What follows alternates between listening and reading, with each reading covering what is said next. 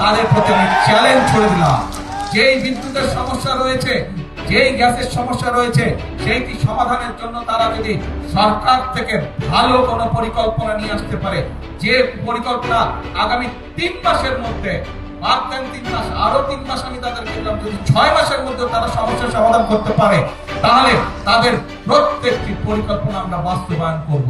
বিদ্যুৎ সমস্যার সমাধানে প্রধানমন্ত্রী তারেক রহমানের দেয়া চ্যালেঞ্জ গ্রহণ করেছেন জাতীয় নাগরিক পার্টি এনসিপির দক্ষিণাঞ্চলের মুখ্য সমন্বয়ক হাসনাত আব্দুল্লাহ। একই সঙ্গে সমস্যার সমাধানে 4টি প্রস্তাব উত্থাপন করেছেন কুমিল্লা 4 আসনের এই সংসদ সদস্য। আর যদি তারা শুধুমাত্র জনগণকে বিভ্রান্ত করার জন্য, দেশকে বিভ্রান্ত করার জন্য এইসব কথা তারা বলে থাকে, তাহলে অবশ্যই তাদেরকে জনগণের কাছে ক্ষমা চাইতে হবে।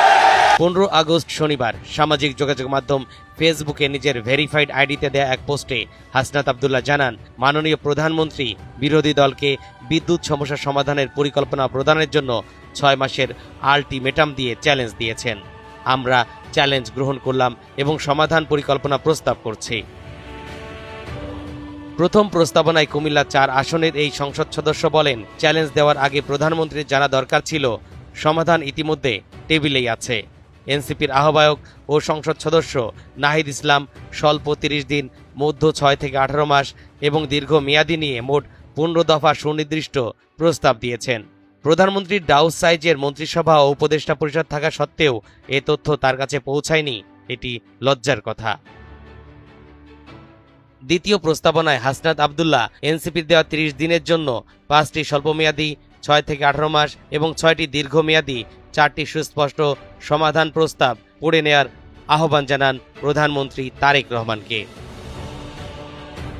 তৃতীয় প্রস্তাবনায় তিনি বিদ্যুৎ সংকট সমাধানের জন্য আলোচনা করতে বিরোধী দল থেকে বিশেষ সংসদীয় অধিবেশন ডাকার অনুরোধে সাড়া দিতে অনুরোধ করেন এবং সরকারের এমন ইগনোরেন্সকে খুব হতাশার চোখে দেখে উল্লেখ করে প্রধানমন্ত্রীর বিশাল টিমের সক্ষমতা, যোগ্যতা ও আন্তরিকতা নিয়ে প্রশ্ন তুলেছেন হাসনাত আব্দুল্লাহ। চতুর্থ প্রস্তাবনায় এনসিপির এই নেতা বলেন, 6 মাসে প্রশাসনে যে হারে দলীয় পদায়ন হয়েছে তাতে ইনস্টিটিউশনাল মেমোরি বলে কিছু অবশিষ্ট নেই। ফলে ফুয়েল প্ল্যান নেই, কন্টিনজেন্সি প্ল্যান নেই, ডিজাস্টার রিকভারি প্ল্যান নেই। ভর্তুকি কাটা হয়েছে ঠিক সেখান থেকে যেখান থেকে বিদ্যুৎ আসে, আর ক্যাপাসিটি চার্জ তো অক্ষত। প্রধানমন্ত্রীকে উদ্দেশ্য করে হাসনাত লিখেন, আপনি বলার আগেই আমরা সমাধান দিয়েছি, আপনারা সেটা পড়ার দরকার মনে করেননি কিংবা আপনাদের কাছে হয়তো সেটি পৌঁছায়নি।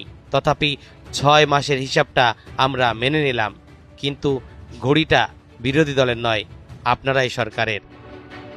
তরিকুল ইসলাম, এনটিভি অনলাইন।